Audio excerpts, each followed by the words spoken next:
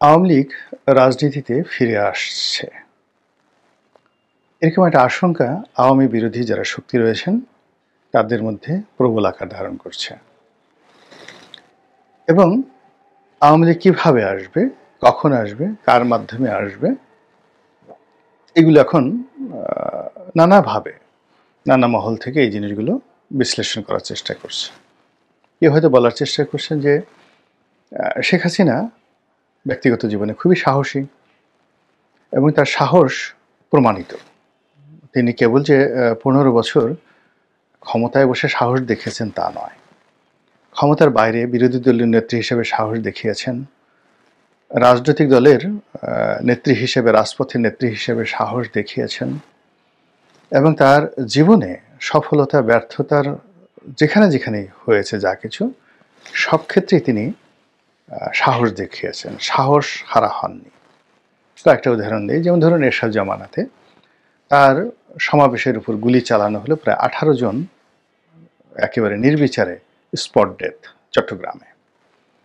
তো তিনি সাহস হারাননি, সেই এরশাদের সঙ্গে লড়াই করেছেন, সংগ্রাম করেছেন, আবার রাজনীতির প্রয়োজনে সেই এরশাদের সঙ্গে বন্ধুত্ব করেছেন, পলিটিক্যাল প্রয়োজনে। তো কাজেই তার এই যে সাহস এবং কৌশল, এবং সেই এরশাদকে ছলে বলে কৌশলে একেবারে কবরে যাওয়া পর্যন্ত যেভাবে তিনি তাকে রাজনীতি শিখিয়ে দিয়েছেন, তাহলে ওই যে 18 জন মানুষকে গুলি করে হত্যা করার যে পরিকল্পনা, তো সেটা তাকে আজীবন একেবারে মৃত্যু পর্যন্ত তাকে কিন্তু তাড়িত করেছে এরশাদ সাহেবকে। This is Sheikh Hasina.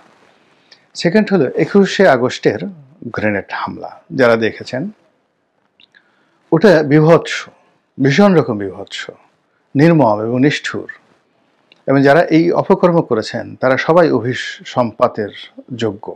দুনিয়া এবং আখেরাতে তাদেরকে আল্লাহর বিচার এবং মানুষের বিচার দুটোই তাদের জন্য প্রযোজ্য। তারা কখনো ওই নির্মম কর্মকাণ্ডের দায় এড়াতে পারবেন না। আমরা জানি না কারা করেছে এই কর্মটি, কিন্তু এটা খুবই নিষ্ঠুর, খুবই নির্মম। এবং যেহেতু আমি সেই ঘটনার সাক্ষী, আমি জানি ওই দিন কী নির্মমতা ঘটেছিল এবং কী ধরনের ভীত সন্ত্রস্ত অবস্থা তৈরি হয়েছিল। নর্মালি আমাদের বাঙালির অ্যাভারেজ সাহস কী? অ্যাভারেজ সাহস হলো যে আপনার পাশে যদি একটা টায়ার, রিক্সার টায়ার ব্রাস্ট হয়, আপনি 3টা লাফ দেবেন। যদি বেবি ট্যাক্সির চাকা ব্রাস্ট হয়, আপনি পড়ে যাবেন। আর ট্রাকের চাকা যদি ব্রাস্ট হয়, আপনি এমন দৌড় দিবেন, অন্ততপক্ষে আধা কিলোমিটার দৌড়ানোর পরে আপনি চিন্তা করবেন যে আপনি কেন দৌড়ালেন। পুলিশ যদি গুলি করে, একটা পটকা যদি ফাটানো হয়, ককটেল ফাটানো হয়, বোমা ফাটানো হয়, তাহলে দৌড়াদৌড়িতে এমনভাবে শুরু হয়ে যায় যে আপনার ঘনিষ্ঠ বন্ধু দুইজনের গলায় মানে গলাগলি করে আপনি দাঁড়িয়ে দাঁড়িয়ে কোনো সমাবেশ দেখছিলেন, পথে হাঁটছিলেন, হঠাৎ করে দেখা গেল পিছনে একটা ককটেল ফুটেছে। 1 মিনিট আপনি আপনার বন্ধুকে ভুলে যাবেন এবং একটা ধাক্কা দিয়ে তাকে পিছনে ফেলে ওরে বাবা গো, ওরে মা গো বলে দৌড়াবেন। এটা হলো একটা অ্যাভারেজ বাঙালির যে সাহস। 21শে আগস্টে যখন গ্রেনেড হামলা হলো, তখন প্রথমত এই যে দৌড় শুরু হলো, হাজার হাজার নেতাকর্মীর দৌড়, একজনের পায়ের নিচে পড়ে আর একজন আহত। দ্বিতীয়ত যেটা হলো সেটা হলো এই গ্রেনেড দ্বারা, গ্রেনেডের যে স্প্লিন্টার দ্বারা তারা অনেকে আহত হলে ওখানে পড়ে গেলেন, রক্তাক্ত হলেন, অনেকের স্পট ডেথ হলো। এরপরে আবার গুলি চালানো হলো, ব্রাশ ফায়ার করা হলো শেখ হাসিনাকে টার্গেট করে। তো এত কিছুর মধ্যে তিনি ট্রাকের উপর দাঁড়ানো ছিলেন, সেখান থেকে নামলেন, তারপরে তার নিজের গাড়িতে উঠলেন। এটা যেন তেন সাহসের বিষয় নয়। যারা বলেন যে এটা শেখ হাসিনার পরিকল্পিত, যিনি বিএনপিকে বিপদে ফেলার জন্য এই কাজ করেছেন, আল্লাহর গজব তাদের জন্য অপরিহার্য, তাদের মস্তিষ্কের উপর ক্রিয়া পড়বে রীতিমতো। এখন এই যে 21শে আগস্টের যে গ্রেনেড হামলা, তারপরে ওনার যে আহাজারি, ওনার যে চিৎকার, ওনার চোখের যে আকুতি, ওনার কান্না, ওনার ক্রোধ, একটু ভালো করে দেখেন তো পৃথিবীর সবার মতামত নেন, সমস্ত মনোবিজ্ঞানীদের দেখান যে এর মধ্যে কোনো অভিনয় আছে নাকি। তো সেই অবস্থাতে তিনি সাহস হারা হননি। 1/11-এর সময় আপনারা জানেন যে তত্ত্বাবধায়ক সরকারের যে তৎকালীন যে মঈনুদ্দিন ফখরুদ্দিন সরকারের যে মাস্টার প্ল্যান, সেই মাস্টার প্ল্যান অনুযায়ী বেগম জিয়া চলে যাবেন। তারেক রহমান সাহেবকে আগেই পাঠিয়ে দেওয়া হয়েছে এবং বেগম জিয়া নীতিগতভাবে রাজি হয়েছেন এবং তিনি ব্যাগ ঠ্যাগ গুছিয়ে বসে আছেন, রেডি হয়ে আছেন। তো এই যে রেডি হয়ে আছেন, এই সময়টিতে মেজর আক্তার, এই যে বিখ্যাত মেজর আক্তার এমপি, তিনি সেখানে ঢুকলেন এবং বেগম জিয়াকে সেখান থেকে নেওয়ার জন্য তৎকালীন ডিজিএফআই ব্রিগেডিয়ার বাড়ি, সেখানে তিনি বসেছিলেন। তো বেগম জিয়া যাবেন, ঠিক এই সময়টাতে তার বাসায় ঢুকে মেজর আক্তার বললেন, ম্যাডাম আপনি একই কাজ করছেন, আপনি যদি এখন যান বিএনপি রাজনীতি শেষ হয়ে যাবে। এবং উনি দেখেন যে স্টাইলে কথা বলেন, সারা জীবনের জন্য বিএনপি রাজনীতি শেষ হয়ে যাবে এবং এই যারা আপনার বিরুদ্ধে চক্রান্ত করছে তারা লাভবান হবে।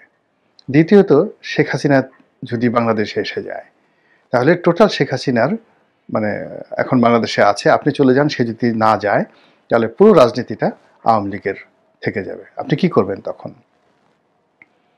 তো বেগম জিয়া প্রাজ্ঞ, তিনি বুঝলেন এবং তিনি সিদ্ধান্ত নিলেন তিনি যাবেন না।